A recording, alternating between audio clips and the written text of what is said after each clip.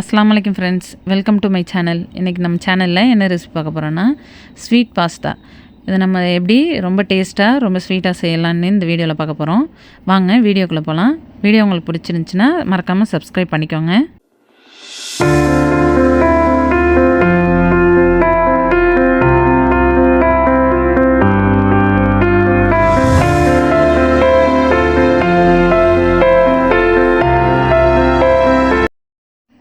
First ஒரு cup அளவுக்கு பாஸ்தாவை நம்ம வேக வச்சு எடுத்துக்கலாம்.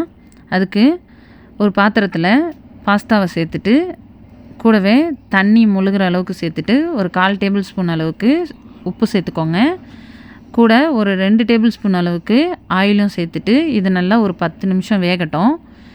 ஆயில் எதுக்கு சேர்க்குறோன்னா அப்போ தான் பாஸ்தா ஒன்றோட ஒன்று ஒட்டாமல் நல்லா உதிரியாக நம்மளுக்கு கிடைக்கும். பாருங்கள் எந்த மாதிரி வந்திருக்குன்னு. இதை நம்ம வடிகட்டி வேறு பாத்திரத்தில் நம்ம மாற்றி வச்சுருவோம். அடுத்ததாக பாயாசம் செய்கிறதுக்கு அடிகனமான பாத்திரத்தை எடுத்துக்கோங்க.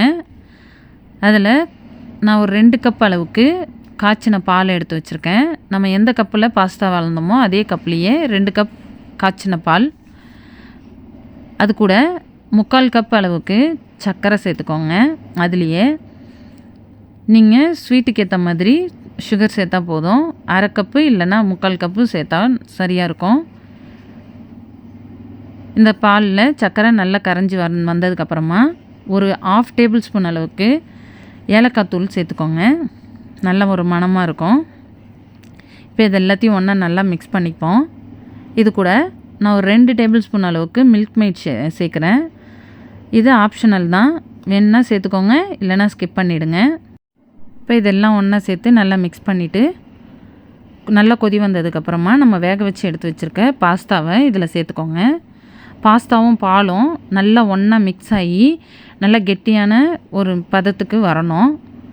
அந்தளவுக்கு நம்ம லோ ஃப்ளேம்லேயே வச்சு இதை நல்லா மிக்ஸ் பண்ணிக்கிட்டே இருக்கணும். அப்போ தான் நம்ம சாப்பிடும்போது அந்த ஸ்வீட்டாக நம்மளுக்கு அந்த ஜூஸியாக கிடைக்கும். நம்மளுக்கு பாஸ்தா நல்லா இன்னும் திக்கான கன்சிஸ்டன்சி வர வரைக்கும் நீங்கள் லோ ஃப்ளேம்லேயே வச்சு நல்லா மிக்ஸ் பண்ணிக்கிட்டே இருங்க.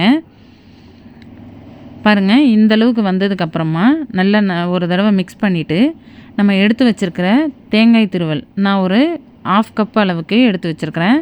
அதை நல்லா திருவிட்டு இதில் சேர்த்துக்கோங்க. இப்போ இது எல்லாத்தையும் ஒன்றா நல்லா மிக்ஸ் பண்ணிக்கோங்க. இப்போ பாலோட அந்த பாஸ்தாவும் சேரும்போது பாலோட சிரப்பு எல்லாமே பாஸ்தாவில் சேர்ந்தோன்னே நல்ல ஒரு க்ரீமி கன்சிஸ்டன்சிக்கு நம்மளுக்கு கிடைக்கும். சாப்பிடும்போது ரொம்ப அருமையாக இருக்கும். இப்போ இதில் நான் ஒரு 6 பாதாமையும் 6 முந்திரியும் நல்லா பொடியாக கட் பண்ணி எடுத்து வச்சுருக்கிறேன். அது கொஞ்சம் நம்ம சாப்பிடும்போது நெருன்னு இருக்கும்போது நல்லா சூப்பராக இருக்கும். பாருங்கள் எந்த அளவுக்கு வந்திருக்குன்னு சொல்லி.